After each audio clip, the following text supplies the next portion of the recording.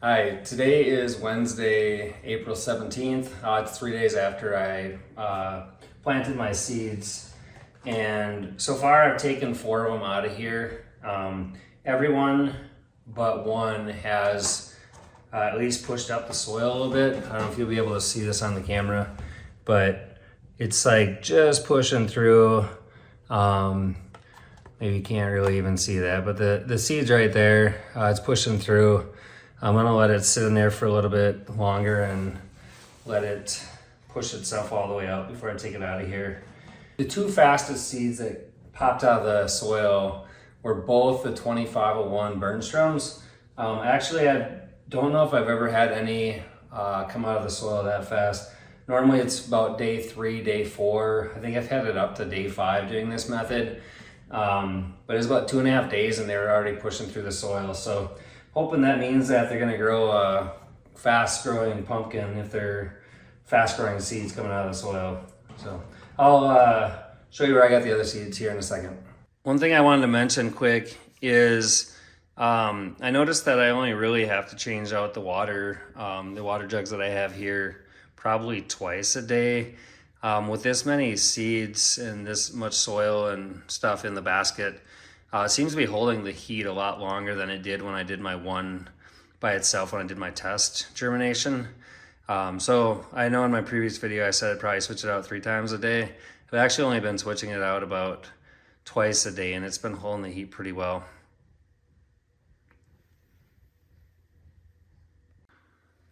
So here's my fancy under-counter light, growing lights.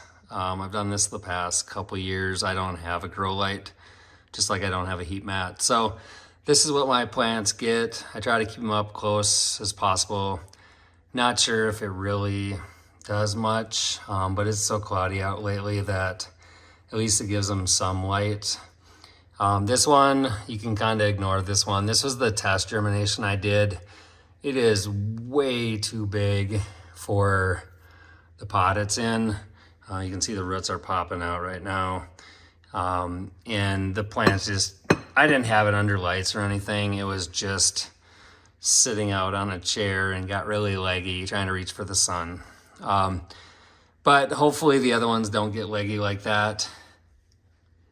This one right here is the first 2501 Bernstrom that came out probably last night, early this morning. So it's still not all the way open yet. Sorry, the geese are really loud. So all I want to show you here is the patch. My new patch is gonna be a while before I get out here to do any amending or tilling or really much of anything. We just got a lot of rain in the last couple of days, but even without the rain, this hasn't really dried out much at all this spring. It started to, and then it rained a bunch. So not sure when I'll get around to doing anything with this patch. So this is my existing patch. It's gonna be a little bit before I can get around to mending here too, but this one will be definitely sooner. It's a lot drier on this end.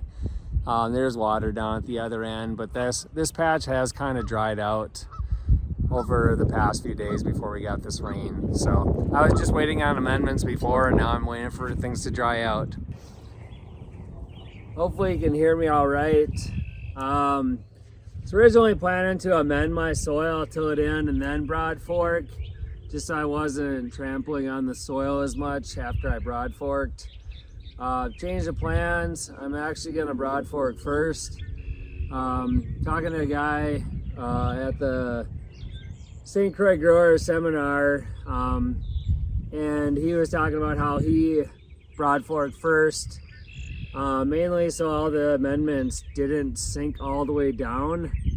Once he put the amendments on, he didn't want them to sink down at broad forking afterwards and pushing them down deeper.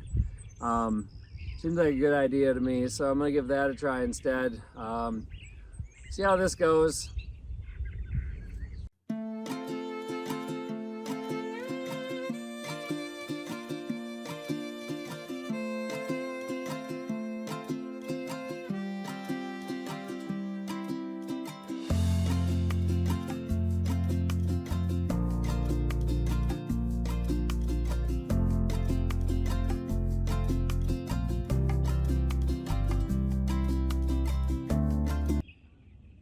as you can see, I didn't get very far with Broadforking. I'll probably keep going a little bit here, but I don't need it on time lapse anymore. I got basically 2 strips down and long ways to go. I also have my other patch that's over there, so I don't know if you can see it very well, but yeah, I don't know. One thing I've noticed is that there are a ton of worms in my patch as I'm doing the Broadforking. Every time I go down and bring it in, I guess bring it back up, I guess. And I can see in the cracks there's just a ton of worms in there. So that's probably pretty helpful for my soil. I'll keep going. I'm not sure if I'll post this video before I get done or not.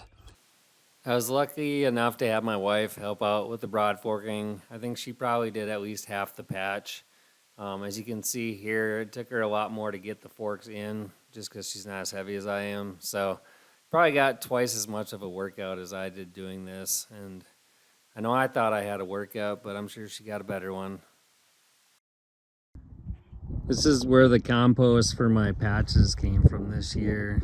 You can see there's quite a bit of it. There used to be a lot more here, it sounds like, but it extends mainly like to the end of the whole field here. Here you can see how I transplant my plants into larger pots. I start with soil from my garden and I add seed starting mix to it and mix it up. Then I put a seed starting pack, Wow Super Starter Pack. It's a little pack that contains fertilizer, slow release fertilizer, and then I add some azos and some Wow mycorrhizal inoculant. Then I make sure to take the tag out so I don't accidentally dump it into the bottom of the pot. But I tip over the pot and very carefully get the roots out. Sometimes they like to grab onto the peat pot, but I make sure to be very careful and wiggle them out if I have to. I set it down so the top of the plant is right at the top of the pot, and then I fill it in with soil. If my plants are slightly leggy, so the stem's kind of long, I bury them all the way up to the cot leaves and put the soil up to there so they're barely out of the ground. I know other people don't, ideally you don't get your plant leggy, but I do the same thing when I put these into the pumpkin patch, actually outside. I bury them up to the cot leaves the best I can as well. All 10 plants after they've been transplanted into larger pots. I just wanted to wrap this video up real quick. It is Wednesday, April 24th. Finally getting back to Broadforking. If you can see in the background here, it's just that grassy part. There's probably a couple strips left. I have to Broadfork. And then I will hopefully get around to mending. It's been windy and rainy, and it's going to rain a bunch this weekend. So not sure. My next video will have the amendments on it, hopefully, and putting the hoop houses together. Really hoping within the next week I have that going. So just want to wrap this up. Please comment, like, subscribe. Thank you.